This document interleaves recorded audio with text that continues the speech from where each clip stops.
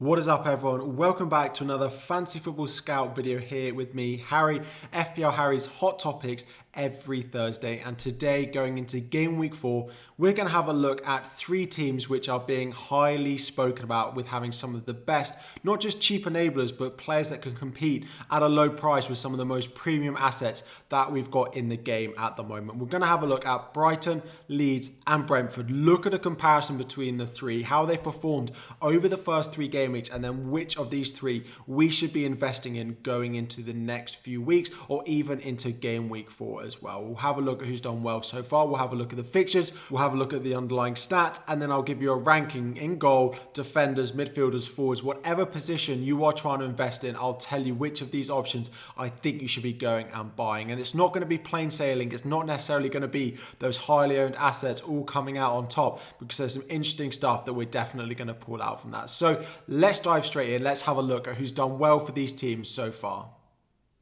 So far, Leeds and Brighton have both picked up 7 points with 2 wins and a draw, and Brentford have picked up 4 points with a win, a draw and a loss as well. And now on screen we've got some of the highest scoring FPL assets, the top 10 FPL assets so far from each of those teams. Some of the ones at the top that you would expect, you've got Rodrigo, Harrison coming in high up for Leeds, but then the defenders in the likes of Pascal Strike, you've got Llorente, you've got Aronson in there as well, coming out highly for Leeds. Then when you look at Brighton, again, the highly owned Pascal Gross, another midfielder that we are competing with to try and find a space in my team. He's the one that I went with in my team last week. Maybe I should have gone with Rodrigo or Harrison. We'll discuss at the end exactly where I rank Gross in comparison to the other 2, but I did go with Gross. He is the highest scoring Brighton player so far, picked up another assist in game week 3 as well. After that, it is Veltman and Sanchez, so we start to see a little bit more of a defence solidity coming in for Brighton, slightly higher up the list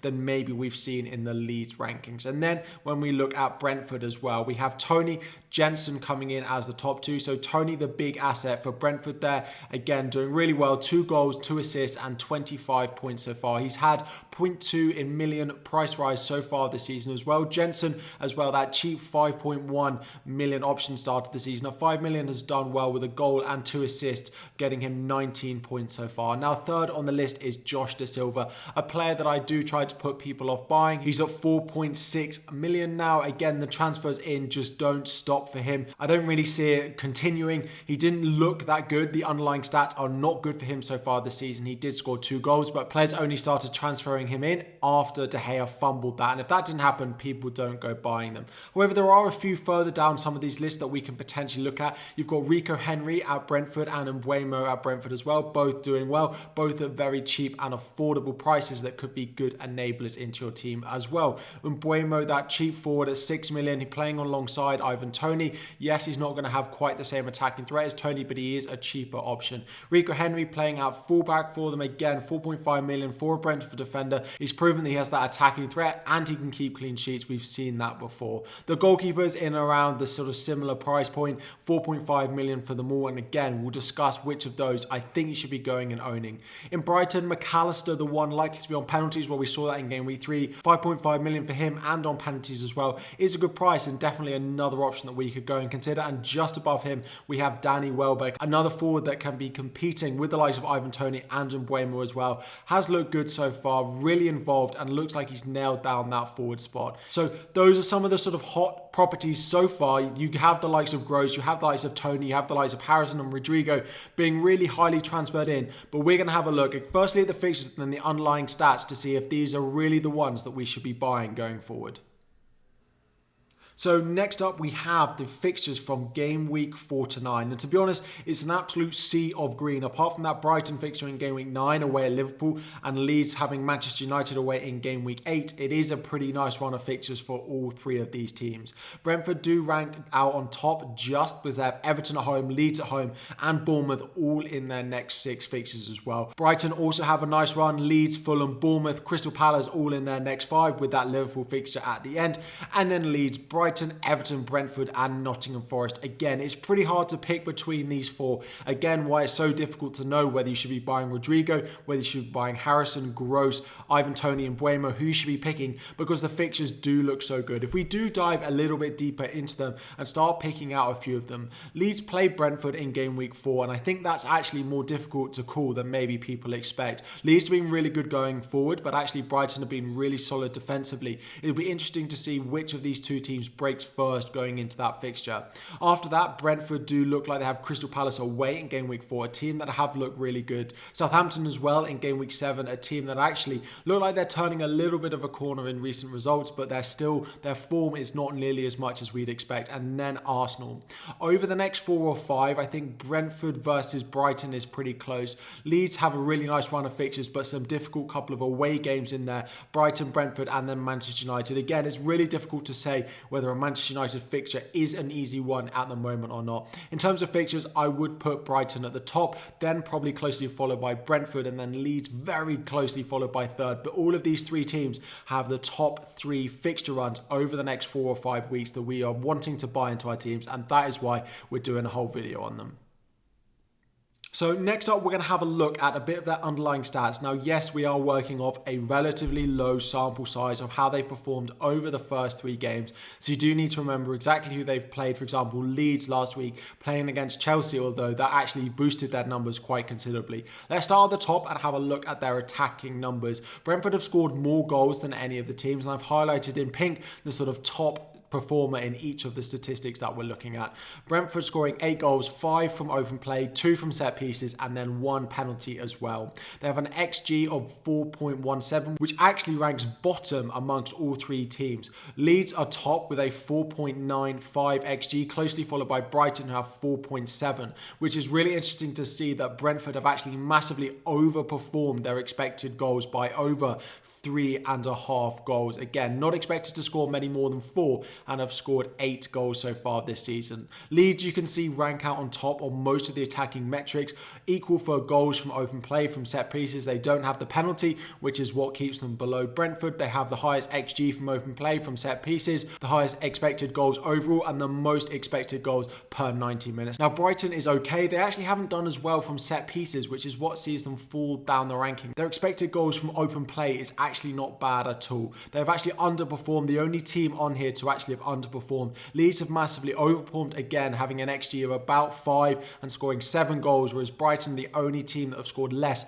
than we would expect them to. Now, you could say this is driven by Leeds being good in front of goals, same with Brentford, and Brighton often creating chances that they don't often put away. But if they are going to continue on this vein, then there could be a chance that we see Brighton scoring a few more goals and Leeds and Brentford maybe not scoring quite as many as they have done in recent weeks. And then moving on to the key defensive stats, and you can clearly see straight away that Brighton rank out first on every single metric that we've got as being the best defence out of these 3. The least goals conceded with just 1, the most clean sheets kept with 2 compared to 1 for over the others, the lowest expected goals conceded with 2.5. However, it is interesting that they have been the best in terms of shots prevented, goals prevented, compared to where their actual goals are. So the difference between their expected goals conceded and their actual goals conceded is the highest. So they should have conceded about 1.5 goals more than they've actually conceded so far this season. 114 minutes per expected goals conceded, which basically means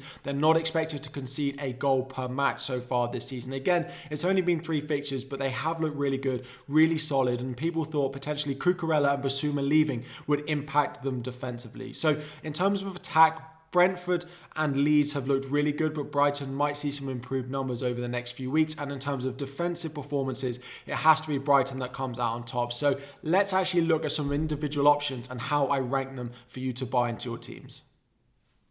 So in terms of the ranking, we're going to do first, second, third, best option by goalkeeper, defender, midfielders and forward as well.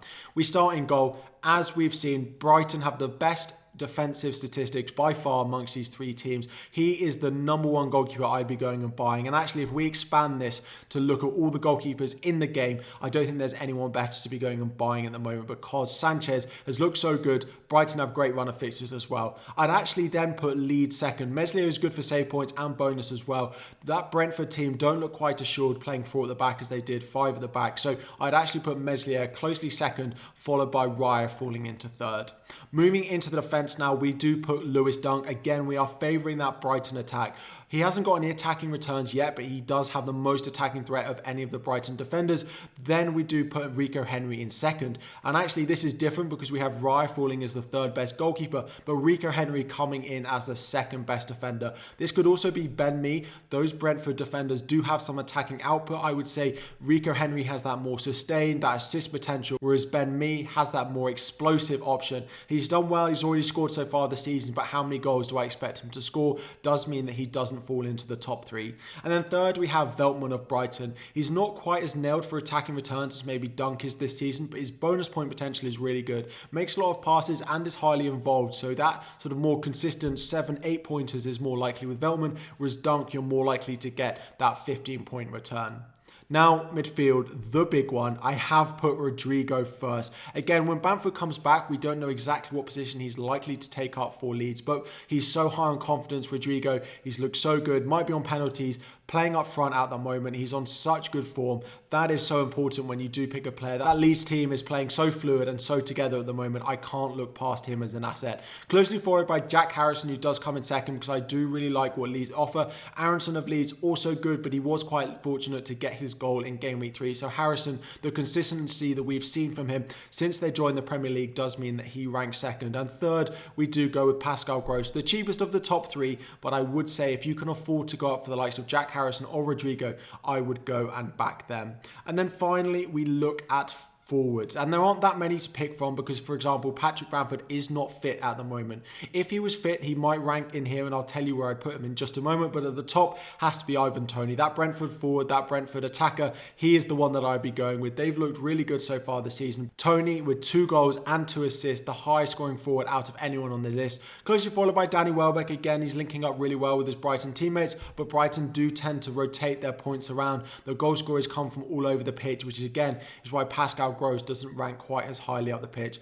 Third at the moment, we have Mbeumo. This would be Patrick Bamford if he was fit, but Mbeumo again, 6 million, you can't really complain. He's a good budget option. He's bound to get a few attacking returns, maybe not set the world alight. There are other options that you could go and buy as well if you wanted to at a similar price, but I would go Mbeumo as my third best option. So these are my rankings for Brentford, for Leeds, and for Brighton, my top 3 assets in their teams. Again, if you're looking defensively, in goal and defense, it's Brighton. Midfield, it's probably Leeds, and up front, it's probably Brentford. So that is how I've ranked them. Let me know if you change anything around. Let me know if you've bought any of these guys into your team already. If you haven't already, make sure you subscribe to Fantasy Football Scout. Like the video, subscribe before you go. And if you do like fantasy football videos, I upload 3 times a week and have a deadline stream over on my channel as well. I'm closing in on 30,000 subscribers, so anything you could do to support would be massively appreciated. All the links you need to my channel and everything like that, Fantasy Football Scout, make sure to sign up. It's in the description down below. Thank you all for watching. That's enough of me. Good luck in game week 4, and I'll be back again very soon.